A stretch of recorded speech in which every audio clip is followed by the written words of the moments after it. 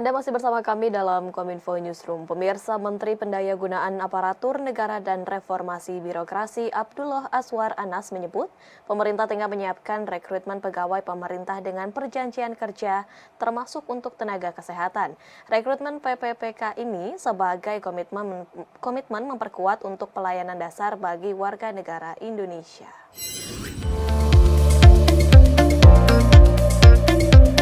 Kementerian Pendayagunaan Aparatur Negara dan Reformasi Birokrasi tancap gas mengurus permasalahan tenaga honorer termasuk tenaga kesehatan. Dikutip dari siaran pers manpan.go.id, Menteri Pemberdayaan Aparatur Negara Reformasi Birokrasi Azwar Anas telah melakukan rapat percepatan penuntasan hal teknis terkait rekrutmen pegawai pemerintah dengan perjanjian kerja untuk tenaga kesehatan yang digelar pada Minggu 11 September 2022. Menteri Anas menyampaikan bahwa semuanya harus melipat gandakan kecepatan bekerja, termasuk memperkuat koordinasi dengan Kementerian Kesehatan, Kementerian Keuangan, dan pemerintah daerah. Lebih lanjut, pihaknya juga menyampaikan saat ini pemerintah sedang menyiapkan rekrutmen P3K, termasuk untuk tenaga kesehatan, sebagai komitmen memperkuat salah satu bentuk pelayanan dasar bagi warga. Sebagai solusi penataan tenaga non-ASN kesehatan, pemerintah pun akan mempercepat validasi data, menyiapkan kebijakan afirmasi bagi tenaga non-ASN, serta mekanisme seleksi yang akan dilakukan. Pada HUT ke-77 TNI Angkatan Laut yang bertemakan membangun kejayaan maritim untuk pulih lebih cepat, bangkit lebih kuat, laut bersih rakyat sejahtera. Kepala Staf Angkatan Laut menyatakan acara ini digelar sebagai wujud penghargaan kepada masyarakat dan industri maritim nasional.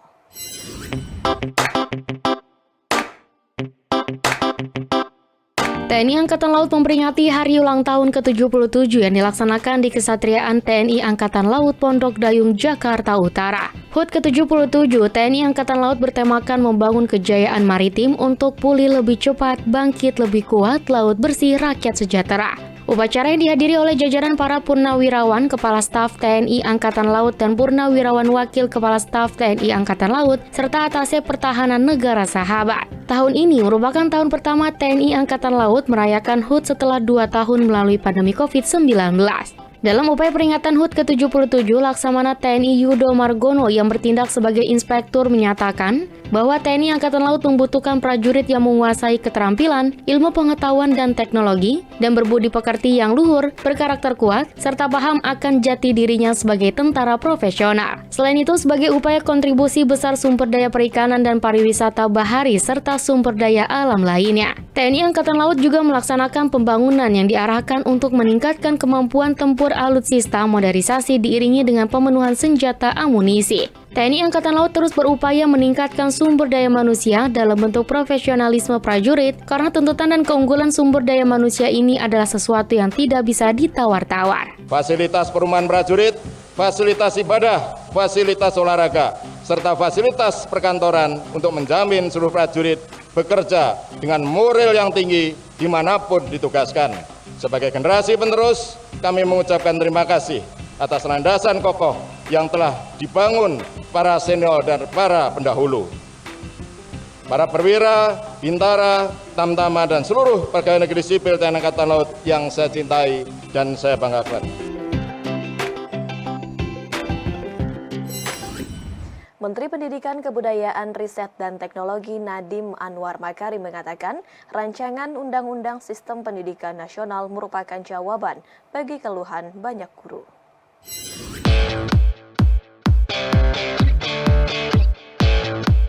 Kementerian Pendidikan, Kebudayaan, Riset, dan Teknologi mendorong rancangan Undang-Undang Sistem Pendidikan Nasional guna mengatur tunjangan dan kesejahteraan guru. Terkait rancangan undang-undang tersebut, pemerintah telah resmi mengajukan RUU Sisdiknas ke dalam Prolegnas Prioritas Perubahan tahun 2022 kepada Dewan Perwakilan Rakyat Republik Indonesia. Usulan tersebut disampaikan dalam rapat kerja pemerintah dengan Badan Legislasi pada 24 Agustus 2022 lalu.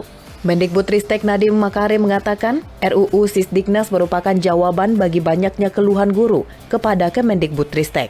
Selain itu, selama beberapa tahun terakhir, Nadiem juga menyampaikan pihaknya telah berupaya mencari solusi bagi para guru yang sudah bertahun-tahun menunggu tunjangan profesi, tetapi masih harus antri bahkan tidak mendapatkannya hingga pensiun. Sebenarnya RUU Sisdiknas ini adalah punya potensi positif terbesar terhadap kesejahteraan guru.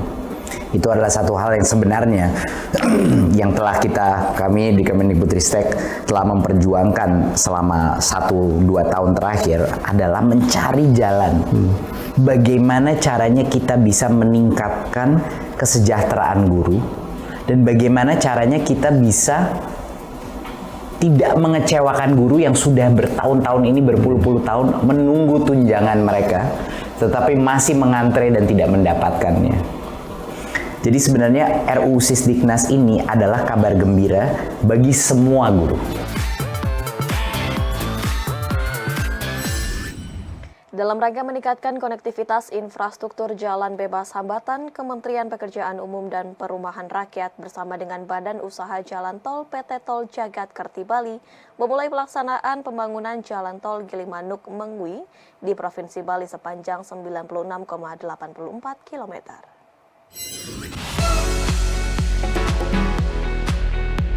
Kementerian Pekerjaan Umum dan Perumahan Rakyat bersama Badan Usaha Jalan Tol PT Tol Jagat Kerti Bali memulai pembangunan Jalan Tol Gilimanuk-Mengwi di Provinsi Bali sepanjang 96,84 km. Pembangunan ini dimulai dengan peletakan batu pertama oleh Menteri PUPR Basuki Hadi Muljono bersama Gubernur Bali Iwayan Koster. Menteri PUPR Basuki menyampaikan pembangunan jalan tol ini bertujuan sebagai infrastruktur pendukung destinasi wisata dunia.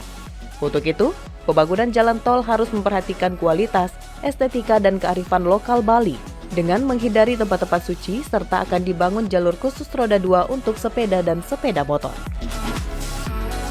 Sebagai informasi, pembangunan jalan tol Gilimanuk-Mengwi terbagi menjadi 3 seksi, yakni seksi 1 Gilimanuk-Pekutatan sepanjang 53,6 km, seksi 2 Pekutatan Soka sepanjang 24,3 km, dan seksi 3 Soka-Mengwi sepanjang 18,9 km. Adapun jalan tol ini akan dibangun melintasi 3 kabupaten, 13 kecamatan dan 58 desa dengan pemberdayaan 4 desa di Bali sebagai rest area terpadu yang masing-masing memiliki konsep berbeda, yakni Desa Jembrana yang mengangkat kearifan lokal. Kemudian Desa Pekutatan yang menunjang area taman bermain internasional, Desa Soka dengan konsep pedesaan sebagai tempat beristirahat, serta Desa Tabanan sebagai pusat logistik untuk distribusi dalam kota. Ini tol di Bali, daerah wisata internasional, daerah wisata dunia. Kita harus menunjukkan bahwa kita bisa membangun jalan tol dengan kualitas yang baik. Selain kualitas, saya ingin pada kontraktornya nanti, saya akan betul-betul estetikanya, ya, tidak hanya membangun struktur jalan, tapi estetikanya harus diperhatikan. Saya sangat gembira karena antara Pekutatan Mengwi akan ada jalur sepeda motor dan bahkan jalur sepeda. Ini salah satu perhatian kita pada social heritage kita di Bali ini. Jadi walaupun ada jalan tol,